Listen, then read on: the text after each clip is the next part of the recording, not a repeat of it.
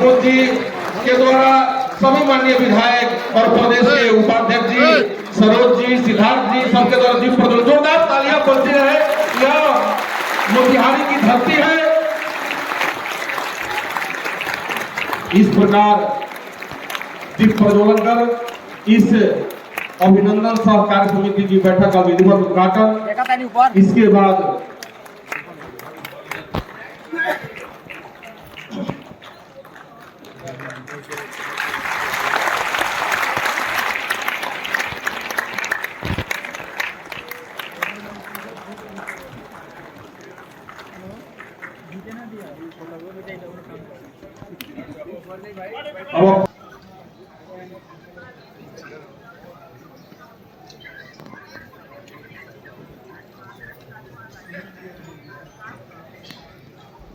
अब सभी लोगों से दीप प्रज्वलन और पुष्पार्जन के बाद सभी लोगों से आग्रह है कि आप सभी अपने स्थान पर खड़े हो जाएंगे। वंदे मातरम से विधिवत इस बैठक का उद्घाटन और वंदे मातरम के लिए कल्याणपुर विधानसभा के प्रभारी श्री बसंत मिश्रा जी से आग्रह किया है और वंदे मातरम शुरुआत आदरणीय श्री बसंत मिश्रा जी हो जाए तो कि आप अटल जी का प्रतीक चिन्ह है और अंग वस्त्र से स्वागत करिए। जोरदार तालियां बजती रहे। अपने माननीय प्रदेश अध्यक्ष जी का स्वागत माननीय विधायक प्रमोद जी कर रहे हैं। और पिपरा के सम्मानित विधायक श्री श्याम बाबू जी अपने सम्मानित प्रदेश अध्यक्ष जी का स्वागत कर रहे हैं। जोरदार तालियां बजती रहे। श्री सुनील मणि तिवारी जी से आग्रह है, माननीय विधायक गोविंदगंज से आग्रह है कि औरराज मंदिर का प्रतीक चिन्ह और अंग वस्त्र से स्वागत करिए। सुनील जी स्वागत कर ताली बजाकर जोर से अभिवादन कीजिए और अभिनंदन कीजिए। विकसित भारत हर पीढ़ी के भारतीयों का सपना रहा है कि भारत को 2047 तक विकसित बनाने के लक्ष्य को आत्मसात करते हुए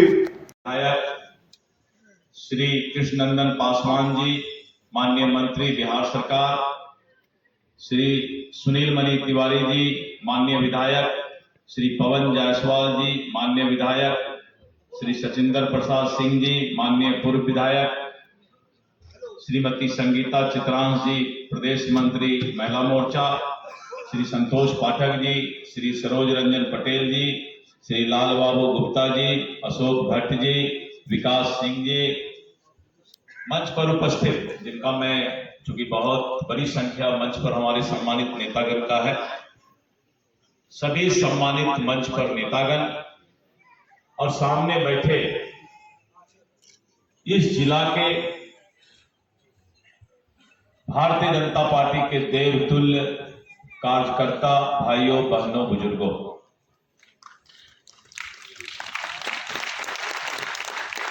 भारतीय जनता पार्टी में अगर सबसे बड़ा कोई पद होता है, दायित्व होता है, तो वो कार्यकर्ता का होता है। इसीलिए हम कार्यकर्ता को हर वक्त देवतुल्य कार्यकर्ता मानते हैं।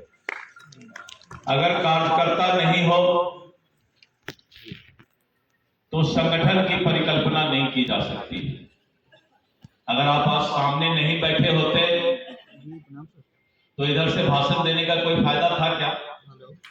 अगर सामने में कोई नहीं रहते तो मंच के नेता कितना भी बड़े से बड़े नेता होते और सामने एक भी आदमी नहीं रहे तो मंच के नेता का भाषण का कोई मतलब है?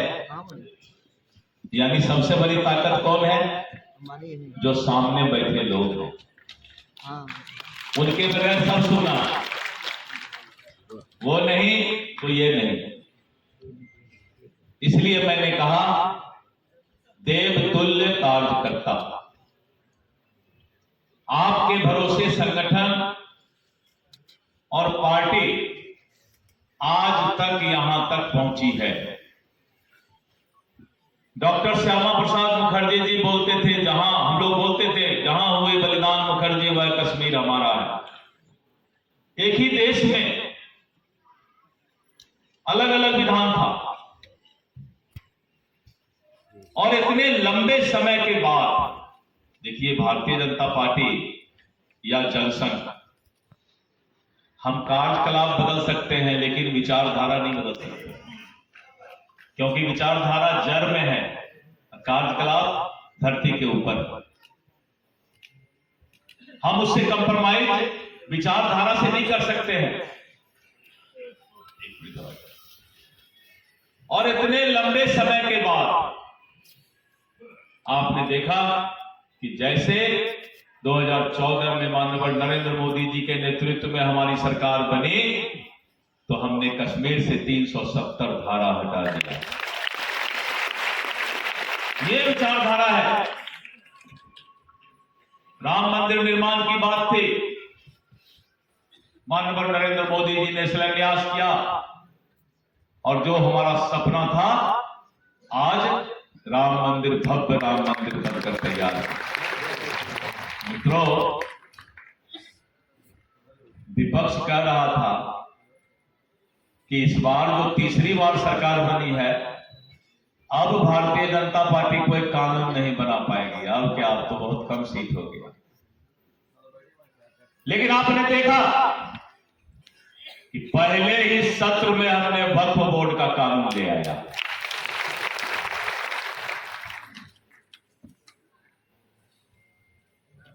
समाज में पारदर्शिता लाने के लिए, राष्ट्रवाद के जड़ को मजबूत रखने के लिए न पहले हम कभी समझौता करते थे न आगे कभी करने वाले हैं। मित्रों, एक विद्यार्थी हर वक्त 30% नंबर पर विद्यार्थी पास करता है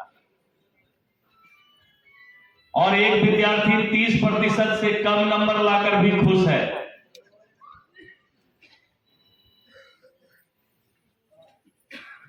और आज नरेंद्र मोदी जी के नेतृत्व में जो तीसरी बार सरकार इस देश में बनी है वो मजबूत इच्छा शक्ति के साथ 2047 में विकसित भारत देखने का सपना पूरा करने के लिए तैयार बैठी। और मैं एक बात बता देता हूं, सबका विकास होगा। कांग्रेस ने इतने वर्ष तक शासन किया, कोई मुसलमान भाई आपको बता दे, अकलियत भाई बता दे कि उसकी तरक्की कांग्रेस ने किया हो। कोई तरक्की इस देश में कांग्रेस ने नहीं किया। वहीं पर नरेंद्र मोदी जी की सरकार ने स्पष्ट कहा कि सबका साथ, सबका विकास, सबका प्रयास। और बिहार का तो हालात आप जानते हैं। चांदी का चम्मच लेकर जन्म लेने वाला राजकुमार नम्मा फेल है। पिताजी तो चारा गायब करके बहुत पैसा देके स्कूल में पढ़ा रहे थे, अच्छा हॉस्टल दिए थे, 2000 रुपया महीना खाने का था, 4000 लालू जी भेजा करते थे तेजस्वी के लिए। लेकिन जिसका स्वभाव ही पढ़ने का नहीं था वो नम्मा फेल कर गया। और नम्मा फेल राजकुमार आज बिहार के लोगों को रोजगार देने की बात करता है। अगर वो लालू जी का बेटा नहीं होता तो नम्मा फेल आदमी को शायद चपरासी में भी नौकरी नहीं मिलता। अगर वो लालू जी का बेटा नहीं होता तो नम्मा फेल को चपरासी में भी नौकरी नहीं मिलता। अरे धन्य मनाओ बाप का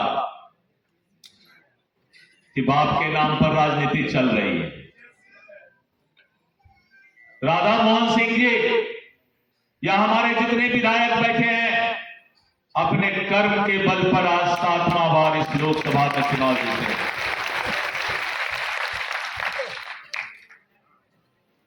और मित्रों, जिस मुख्यमंत्री के घर से अपराध का रोजगार चलता था, अपहरण का रोजगार चलता था, आज वो दूसरे को रोजगार देने की बात कर रहे हैं। भारतीय जनता पार्टी के कार्यकर्ता जात धर्म से ऊपर उठ करके समाज के परोपकार का काम करते हैं। वैसे भी भारत में जन्म लेने वाला हर इंसान संत है, साधु भूमि ही तपोभूमि है। आप लोग इधर उधर मत देखिए, अपने आप को देखिए। आप भी संत हैं, साधु हैं, क्योंकि आपने भारत भूमि पर जन्म लिया है। और अगर मोतिहारी की भूमि, चंपारण की भूमि की बात करें तो इसी चंपारण की भूमि में महर्षि वाल्मीकि और महात्मा गांधी आए थे, करमचंद गांधी, और चंपारण ने उनको क्या बना दिया? महात्मा गांधी। ये है चंपारण के मिट्टी की खूबी। चंपारण ने पूरे दुनिया को जो संदेश दिया है, आज भी चंपारण के धरती को सब लोग याद करते हैं। मित्रों, मैं आपका नमन करता हूं, आप ऐसे महान कार्यकर्ताओं का नमन करता हूं। मैं जब प्रदेश अध्यक्ष बना तो कुछ लोग बड़ा खुश हुआ कि बड़ा सीधा साधा आदमी जो है प्रदेश अध्यक्ष बन गया। कार्यकर्ताओं का सम्मान तो मैं पहले दिन बोल दिया कि वो सम्मान पुराने से पुराने कार्यकर्ता और नए लोगों को जोड़ना मेरा लक्ष्य होगा। लेकिन विपक्ष को लगा कि सीधा साधा आदमी बन गया अध्यक्ष। लेकिन मित्रों, 10 दिन नहीं हुआ, बिना थर्मामीटर के मैंने बुखार उतारना शुरू कर दिया है। तब उसे लगा कि सीधा साधा आदमी भी खतरनाक होता है। मैं तो उस जगह से 20 साल से चुनाव जीतता हूं जहां पूरे देश में सबसे ज्यादा मुसलमान भाई रहते हैं। 73% मुसलमान भाई रहते हैं किशनगंज में। मैं किशनगंज से चुनाव जीत कर आता हूं। माननीय राधा मोहन जी हमारे अभिभावक हैं। मैं तो हर वक्त चाहता हूं कि वो 1-2 बार हमें डांटे तो कुछ हमको सीखने का मौका मिले। राधा मोहन जी का डांट जिसको लग गया, मैं तो अध्यक्ष बन गया। पता नहीं आप लोग को डांट लगा है कि नहीं लगा। प्रबंधन कैसे प्रबंधन होता है, अगर किसी को सीखना है तो वो राधा मोहन सिंह जी से सीखे। कोई इस देश का मैनेजमेंट का कॉलेज इतना प्रबंधन नहीं जानता होगा। मैं तो टुलेन यूनिवर्सिटी यूएसए से प्रबंधन का डिग्री लिया हूं। बहुत सारी डिग्रियां मैंने ली है, लेकिन जब मैं राधा मोहन सिंह जी के कॉलेज में जाता हूं उनके पास, तो उनसे बहुत कुछ सीखने का मौका मिलता है। ये कोई मामूली इंसान नहीं है। और इसीलिए चंपारण ऐसे धरती से इतना बार चुनाव जीत करके, चुनाव के बगैर भी बहुत लोग को डांटते हैं। कभी इन्होंने कंप्रोमाइज नहीं किया सच्चाई में। कोई ये नहीं कि लल्लू चप्पू काम नहीं करते, सीधा बात बोलते हैं। इनके दिल में कुछ भी नहीं है, जो है इनके जवान पर राफ साफ बात करना। चंपारण के लोग राफ साफ बात करने वाले को पसंद करते हैं, इसीलिए राधा मोहन सिंह जी हासिल सांसद हैं। तो मित्रों, आने वाला बिहार विकसित बिहार बने, तभी ये देश विकसित हो पाएगा। लोगों ने हल्ला किया, सच बताए, राधा मोहन सिंह जी बता रहे थे अभी हमारे माननीय सांसद कि विपक्ष ने हल्ला किया कि बिहार को विशेष राज्य का दर्जा मिले। लेकिन उसे क्या पता था विपक्ष को कि माननीय नरेंद्र मोदी जी ने आगे का 15 साल का बिहार का विकास का ब्लूप्रिंट तैयार कर लिया है। आगे के 15 साल में बिहार कहां पहुंचेगा? पहले बिहार विकसित होगा तभी ये देश विकसित होगा। और उन्होंने, जब नरेंद्र मोदी जी ने बिहार के लिए पैकेज देना शुरू किया तो बोलना शुरू कर दिया, वही विपक्ष जो बोल रहा था विशेष राज्य का दर्जा मिलना चाहिए, उसने कहा बिहार को बहुत ज्यादा दे दिया गया, ये गलत है। किस मुंह से बोला? पहले बोला बिहार को विशेष राज्य दर्जा दो, अब बाद में जब स्पेशल पैकेज मिलना शुरू हुआ तो बोलता है बहुत दे रहे हैं। कमाल हो गया भाई। मित्रों, भारतीय जनता पार्टी कार्यकर्ता की पार्टी है और कार्यकर्ता के सहारे ही संगठन चलता है। और इन्हीं कार्यकर्ताओं की ताकत पर भारतीय जनता पार्टी जनसंघ के 2 सीट से आज इस देश में तीसरा बार बहुमत के साथ सरकार बना ली। नरेंद्र मोदी जी, इसके पहले अटल जी के जमाने में हमारी सरकार बनी, तो 2 सीट से जो यहां तक पहुंच सकता है, आगे कहां तक पहुंचेगा, इस बात को आप सोच सकते हैं।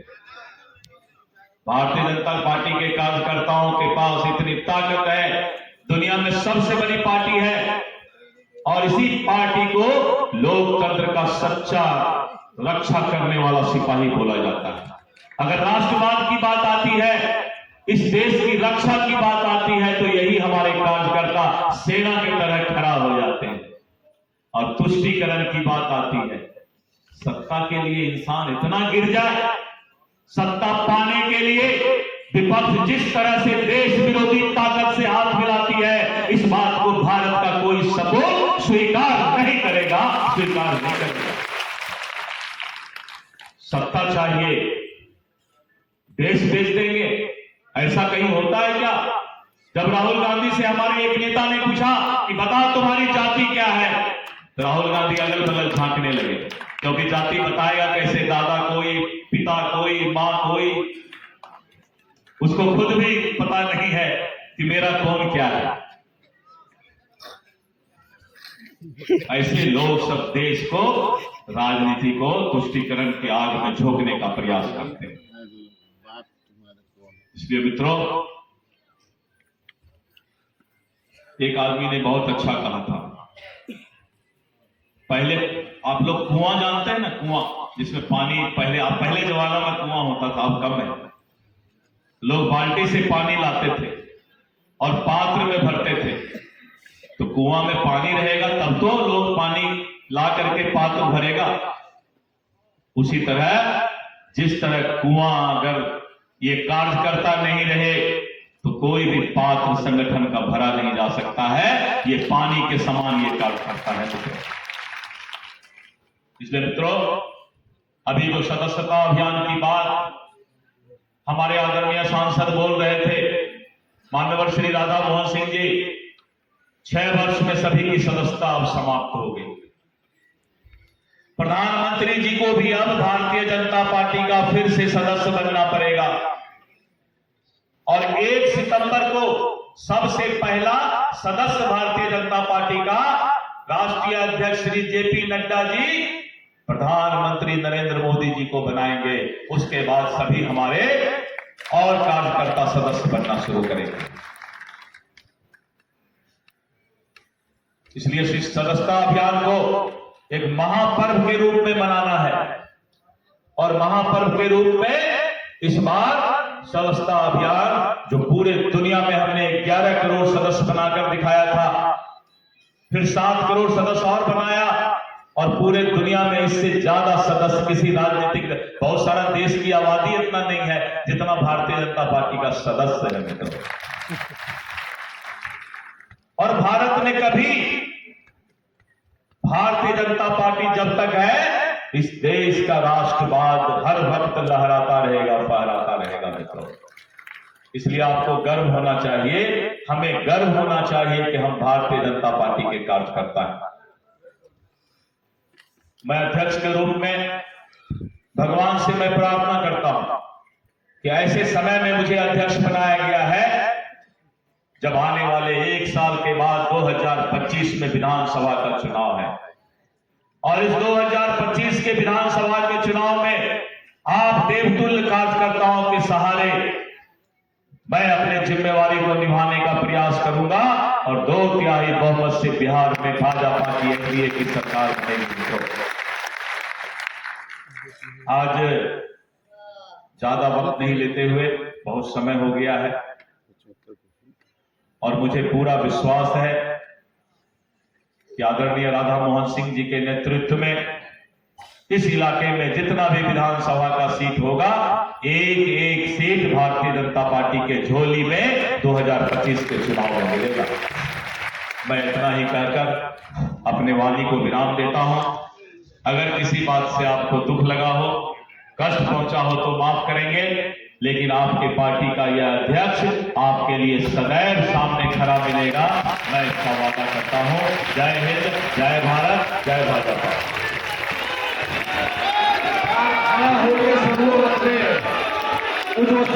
प्रदेश अध्यक्ष जी के ओजस्वी मार्गदर्शन में जोरदार तालियां बजती रहे।